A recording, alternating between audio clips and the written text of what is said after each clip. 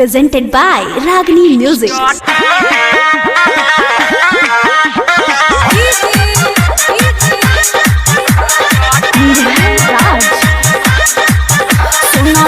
बाबे हमर hi fi नु हो नहीं देहला से तहरा दिया नु हो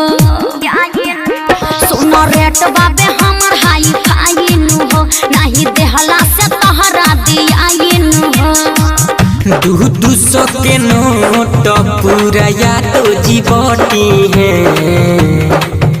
200 के नोट पूरा या तो जीवटी है कि ये हो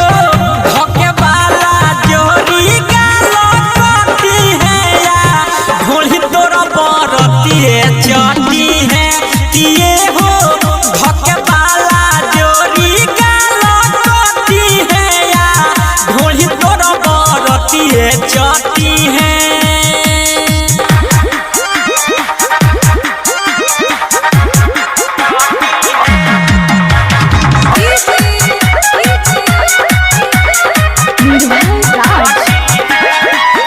खाली मुहे में मुहे धरा बता रहो धके जौवन मन पगल बता रहो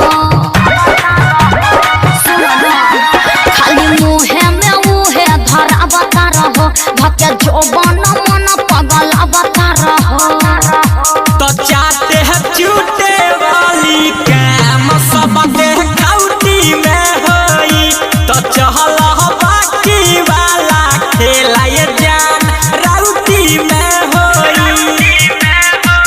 बिना कुछ कइले नहीं लग से हटी है ये हो धके वाला जोरी का लटती है या ढोली तोर बरती है चटी है कि ये हो धके वाला जोरी का लटती है या ढोली तोर बरती है चटी है मिक्स बाय रागनी रिकॉर्डिंग स्टूडियो मिरगंज तू तो देखे में लफुआ बुझाता रहो नहीं कहे में कुछ उला जाता रहो तू तो देखे में लफुआ बुझाता रहो नहीं कहे में कुछ उला जाता रहो तो यहाँ देहला गजाई पाता कहवा नाचे आई लो बारू राइटर से सब लेट राजा से जान धराई लो बारू जे तना ले खटबू आज तने खटाई है कि ये हो धके वाला जोरी का लटती है या